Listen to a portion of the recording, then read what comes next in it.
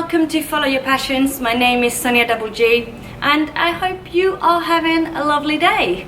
Today's video is about 10 questions to ask yourself to figure out your passions or to help you figure out your passions. And if you're interested in videos about following your passions, self-growth, goal setting, personal development, then this channel might just be for you. So you might consider hitting the subscribe button so you don't miss on any of the videos coming up in the future.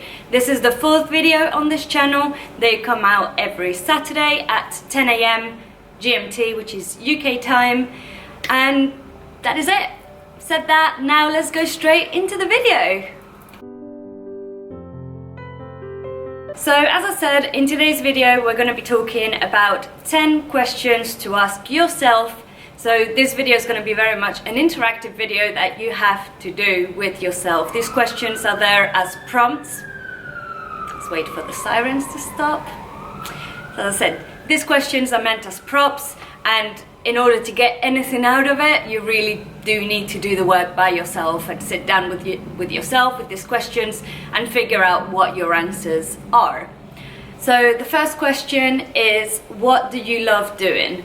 And I think this is a very good indication. The things that you love doing are very likely linked to some of your passions. So have a think about the things that bring you joy, that you love doing, that you will go out of your way to make time to do. Just things that you love doing. It's really not that difficult. Have a think, write them down, it will help. The second question is, what were your hobbies as a kid? I said in one of the previous videos that a lot of the times we forget what our hobbies and what our passions were when we were kids. We lose them along the way as we grow older and as we get more responsibilities. But I think that your hobbies as a kid are a good indication and could potentially still be things that you're passionate about today. You may have just forgotten about them, like I said.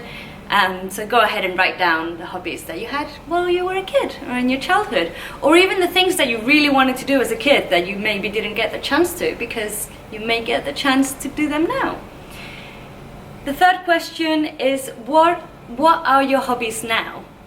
And I think again this is a good indication. Like, if you don't have hobbies, then this might be a good time to find some hobbies. But I do honestly think that if you spend time, especially as an adult, doing something that you consider to be a hobby, that could be something that you're very passionate about. You may have just not considered it in that way. The fourth question is, what are you good at? And this is different from what do you love doing, because as humans we have skills. We have things that we're good at, we have things that we're not good at, we have things that we learn to do and we get good at. But have a look at yourself, look at what you're good at. What do you get praised on? What do people notice about you? What are the things that make you different from the rest, or even not different, but what things are you good at? Question number 5 is, what do you wish you could do more of? And again, this is a good indication. If there are things that you want to do but you just don't have the time, you're not prioritizing them, this could very well be something that you're passionate about and that you're not willing to explore right now, or that you're not allowing yourself to explore. So I think you should consider about the things that you wish you could do and that you haven't done, or that you're not doing, or the things that even as a kid you wanted to do, as I said earlier, and that you may not have done, or even the things that you do once in a blue moon but you just don't do regularly or like as part of your routine. Question number 6 is, when are you at your happiest? Again, looking at the environments where we are the happiest, looking at the experiences where we are thriving, looking at all the things that you do that provide you with the most joy may very well lead you to things that you're passionate about. Are you your happiest when you're in concerts? You might be very passionate about music and you might want to explore that further. Are you very passionate about sports? Do you watch every single tennis match but you've never actually played it yourself? Just think about these things. Think about the things that bring you the most joy. And they might not be things. You could be very, very happy in nature, but you only go out on hikes once a year. It could be that you implemented to do it once a month. So think about when you are at your happiest and write it down. Number 7 is, what are your biggest goals in life? I know I've said it before, but I really think there is a very good or a very strong correlation between passions and goals. If you link your goals to your passions, it is a lot easier to achieve them. And I'm writing a whole workbook on this, so it is definitely something I'm very passionate about. But I want you to think, what are your biggest goals in life? And not necessarily your biggest dreams, because dreams can be anything, and they can be massive, and they can be very hard to break down. So ask yourself, what are your goals? What are the tangible things that you want to achieve in your life? It's as simple as that, literally.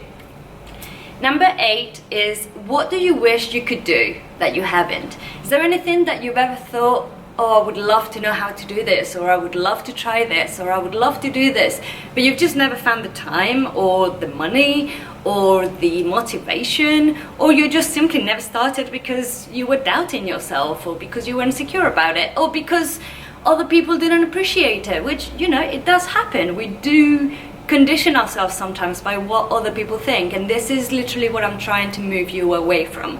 I want you to be thinking for yourself, by yourself, about the things that make you who you are, because this is what's going to be so important about this. Question number 9 is, what or who are you inspired by? Again, what we're inspired by might very well link to some of our passions and we haven't identified them yet. So have a think about what inspires you, what books that you read, what anything. Everyone is inspired by different things, so have a think about that. And the 10th question is, if you had unlimited time, what would you do more of? And again, I think this is a very important question, so think about it. Often we put the I don't have time excuse in front of things that we want to do, but we just don't. And if you want to do something, you will make time, you will prioritize it, you will make sure that it fits somewhere in your day, in your week, in your month. So have a think about it, have a think about what you would do if you had unlimited time, what you would do more of. It's really not that hard. I would recommend you write down all these questions, you grab a piece of paper, write them down and set 1 hour aside. 1 hour to work on yourself, for yourself, and you might just find some things about you that you didn't even know. And that's why on the second video, when we talk about reasons to follow your passions, we said that it allows you to get to know yourself better, because you do have to do this introspective work. And if you don't want to know what your passions are, then you're probably on the wrong channel to begin with. So yeah, I hope you've enjoyed this video. If you did, don't forget to give it a like and subscribe to this channel if you want to see the next videos that will be coming up. As I said, all videos come out on Saturdays at 10 AM GMT, which is UK time. And that is it for this video. So I will see you next week on Saturday. Bye!